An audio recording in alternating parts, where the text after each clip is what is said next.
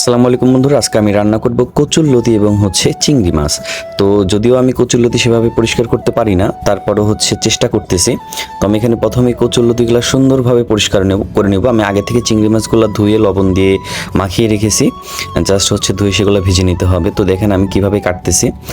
যদিও আমি এক্সপার্ট না কিন্তু কচুরলতি কাটার জন্য, এবং আমি কোনোদিন প্রবাসে এসে এই কচুরলতি কাটি না, আজকে ফার্স্ট টাইম কচুরলতি কাটতেছি এবং সেটাও আপনাদের মাঝে শেয়ার করতেছি। অবশ্যই কিন্তু আপনারা যারা আমার ভিডিওটি দেখবেন কমেন্টের মাধ্যমে জানিয়ে দিবেন যে আমার কচুরলতিগুলা কাটা ঠিক হচ্ছে কিনা।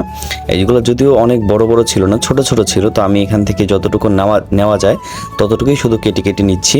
তো যাই হোক, আমার কচুরলতি কাটা কিন্তু শেষ। এখন দেখেন আমি সুন্দরভাবে ধুয়ে পরিষ্কার করে নিয়েছি। এখন আমি পেঁয়াজ এবং মরিচগুলো সুন্দর করে কুচি কুচি করে কেটে নিব।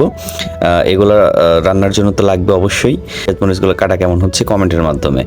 তো আমি এই কেটে রাখা আমার যেই কচুরলতিগুলো ছিল সেগুলো একটু গরম পানি দিয়ে ভাপ দিয়ে নিব, যাতে এটার ভিতরে কোনো চুলকানি না থাকে। অনেক সময় এটা কচুরলতি খেলে চুলকায়।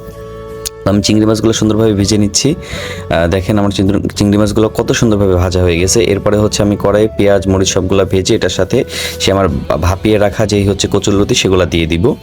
তো এগুলো একটু সুন্দর করে ফ্রাই করে নিব, অল্প করে, বেশি না, কারণ এটা তো একদমই নরম, আর বেশি ফ্রাই করলে নরম হয়ে যাবে। এরপর এটার সাথে আমি হলুদের গুঁড়া, মরিচের গুঁড়া, জিরা গুঁড়া, ধনিয়া গুঁড়া যা যা লাগে সেগুলো একটু মিক্স করে দিব।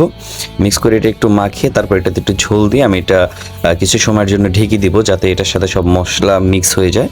তো এটা ঢাকনা থেকে ওঠার পর দেখেন এগুলো প্রায় সেদ্ধ হয়ে গেছে। তো এটার সাথে আমি এখন আগে থেকে ভেজে রাখা যে চিংড়ি মাছগুলো ছিল সেগুলো অ্যাড করে দেবো। এর মাঝখানে আমি লবণ চেক করে নিচ্ছি, ঝাল চেক করে নিচ্ছি ঠিক আছে কিনা। তো চিংড়ি মাছগুলো দিয়ে একটু নাড়া দিয়ে আমি এগুলা আর একটু ঝোল দিয়ে আমি এটা ঢেকে রাখবো কিছু সময়ের পর। এখন কিছু সময় পর খুলে দেখেন আমার চিংড়ি মাছ রেডি।